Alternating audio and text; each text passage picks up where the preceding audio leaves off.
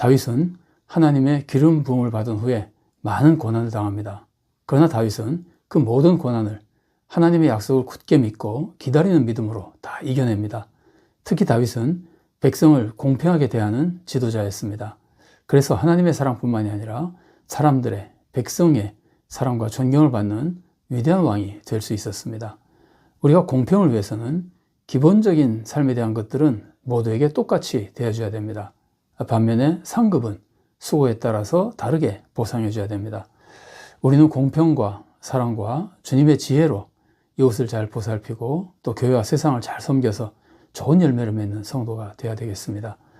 사울은 블레셋과의 전투에서 패해서 길보아 산에서 죽습니다. 사울의 부하들은 사울의 아들 이스보셋을 왕으로 삼습니다.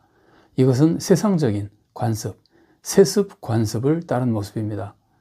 그러나 다윗이 블레셋 망명에서 돌아와서 다윗은 남쪽 유다 지역의 왕이 됩니다. 전에 하나님이 다윗에게 기름을 부어서 왕으로 세우셨죠. 그래서 이것은 하나님의 뜻을 따른 모습이라고 볼 수 있습니다.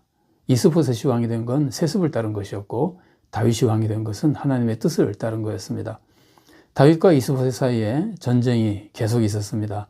7년 혹은 7년 반 동안 계속됩니다. 성경은 다윗이 유다 지역에서 왕으로 지낸 기간을 7년이라고 기록하기도 하고 7년 6개월이라고 기록하기도 합니다.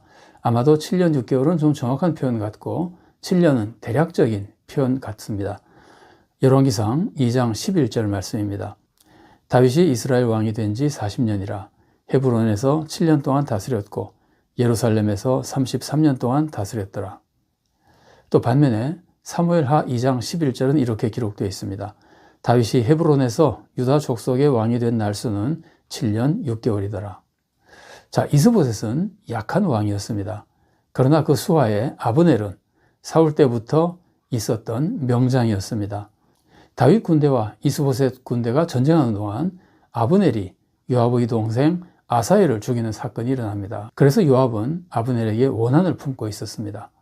이스보셋 편에서 아브넬의 세력이 커지자 아브넬은 이스보셋을 무시합니다. 그리고 아브넬은 사울의 첩과 통관하는 것 같습니다. 이스보셋이 이 일에 대해서 질타합니다.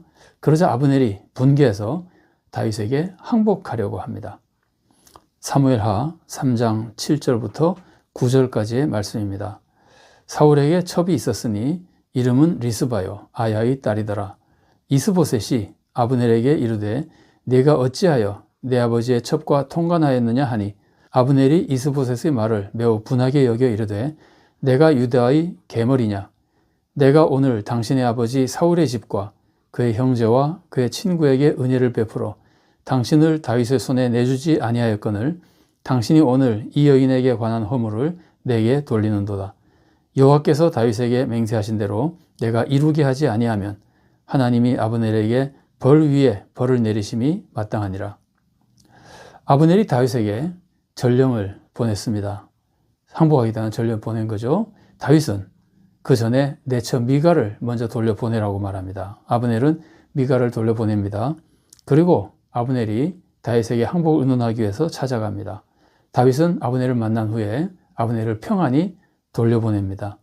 사무엘하 3장 21절 말씀입니다.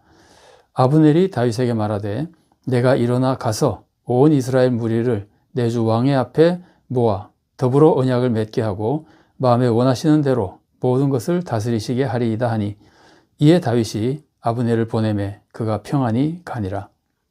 근데 다윗의 군대 장관 요압은 이때 전쟁터에 나가 있다가 돌아와서 아브넬이 왔다가 무사히 돌아갔다는 것을 알고는 다윗 몰래 사람을 보내서 아브넬을 불러옵니다. 그리고 아브넬을 죽입니다. 다윗은 아브넬을 위해서 애곡합니다. 그리고 다윗은 요압을 저주합니다.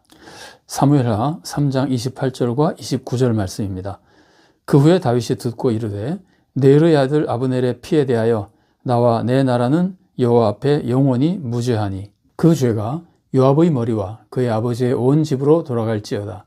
또 요압의 집에서 백탁병자나 나병 환자나 지팡이를 의지하는 자나 칼에 죽는 자나 양식이 떨어진 자가 끊어지지 아니할지로다 하니라.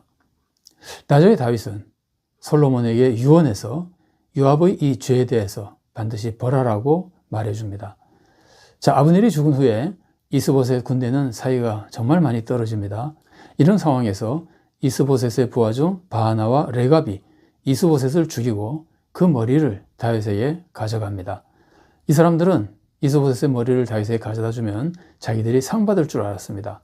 그러나 다윗은 그들을 처형하고 이스보셋의 머리를 아브넬의 묘지에 장사 지냅니다. 다윗은 철저히 하나님의 뜻을 따른 사람입니다. 하나님의 뜻이 정의라는 것을 알고 있는 사람입니다. 그래서 다윗은 정의를 따랐습니다. 다윗이 요압을 저주하고 솔로몬을 통해서 요압을 벌한 모습 보십시오. 요압은 다윗의 조카입니다. 다윗을 위해서 그리고 많은 공헌을 한 사람입니다. 역대상 2장 15절과 16절 말씀입니다. 여섯째로 오셈과 일곱째로 다윗을 낳았으며 그들의 자매는 스루야와 아비가일이라. 스루야의 아들은 아비새와 요압과 아사엘 삼형제요. 그러니까 다윗의 누이 스루야의 아들이 요압이니까 요압은 다윗의 조카입니다. 그리고 많은 공헌을 세운 사람입니다. 그런데도 요압이 불의하게 아브넬을 죽인 것에 대해서 다윗은 요압을 저주하고 벌하게 되는 겁니다. 사실 요압은 이것 말고도 아브넬을 죽인 것만이 아니라 아마사도 죽이고 다음에 좀 살펴볼 수 있을 겁니다. 또 다윗에게 굉장히 무례하게 행했습니다. 그리고 또 요압은 솔로몬의 대적 역할을 하던 다윗의 넷째 아들 아도니아를 지지했습니다. 그래서 솔로몬의 미움을 받은 것도 있었습니다. 그러나 다윗의 정의에 의해서 처형된 모습도 요압에게는 있는 겁니다. 다윗은 정의로운 방법으로 왕이 되기를 원했습니다. 그래서 사울이 왕인 동안에는 반역을 일으켜서 왕이 되려고 하지 않았습니다. 정의를 사랑하는 모습이죠. 이스보셋과의 전쟁에서도 다윗은 정의롭게 나라를 통일하기를 원했습니다. 그래서 바하나와 레갑이 자기 왕을 암살하고 이렇게 불의한 방법으로 자기 왕을 죽이고 다윗에게 항복하러 왔을 때 이런 불의한 모습을 다윗은 받아들이지 않고 다윗은 이런 불의한 방법으로 나라를 통일하고 통일왕국의 왕이 되는 것을 거부하고 이런 불의한 자들은 처형하고 오히려 나라를 정의 위에 세우게 되는 겁니다. 다윗은 하나님을 극진히 사랑했습니다. 그래서 하나님의 뜻인 정의를 사랑한 사람입니다. 불의한 방법으로 자기 목표를 이루려고 하지 않은 사람입니다. 그래서 자기와 가깝고 공적도 많은 그리고 유능한 요압마저도 불의를 행하니까 저주하고 지혜롭게 나중에 처형하게 되는 겁니다. 또 사울을 죽일 수 있을 때도 죽이지 않고 오직 하나님의 정의로운 섭리만을 기다리며 정의로 모든 일을 이루어가도록 기다리고 또 정의를 따른 겁니다. 물론 다윗도 불의한 죄를 지었습니다. 그러나 다윗의 죄를 보면은 유혹을 받아서 충동적으로 악행을 한 것이지 그의 본심은 정의를 사모하는 그런 마음이었습니다. 그래서 하나님 마음에 맞는 사람이 되고 하나님의 뜻을 다 이루어드리는 정말 귀한 종이 될 수 있었던 겁니다. 만일 다윗이 수단 방법을 가리지 않고 왕이 되려고 했다면 오히려 왕이 될 수도 없었을 뿐만이 아니라 나라도 설 수 없게 되는 겁니다. 악한 방법을 사용하면 하나님이 돕지 않으십니다. 그러니까 오히려 실패하게 됩니다. 그리고 부하들이 다윗을 따르지 않게 됩니다. 여러분, 요압이 다윗의 요청에 따라서 우리아를 죽이게 되잖아요. 요압이 이런 다윗의 악행을 안 후에 요압은 다윗에게 더 함부로 대하게 됩니다. 다윗을 더 무시하게 됩니다. 다윗이 악한 방법으로 일을 하면은 오히려 부하들도 다윗을 따르지 않게 되는 겁니다. 그리고 다윗이 불의한 방법으로 왕이 되려고 하면 사회 전체가 불의해지고 악해지는 겁니다. 백성들도 악한 방법으로 자기의 목표를 이루려고 하게 됩니다. 그러면 나라를 망치게 되는 겁니다. 다윗은 하나님을 믿고 사랑했기 때문에 하나님의 방법인 정의를 따랐습니다.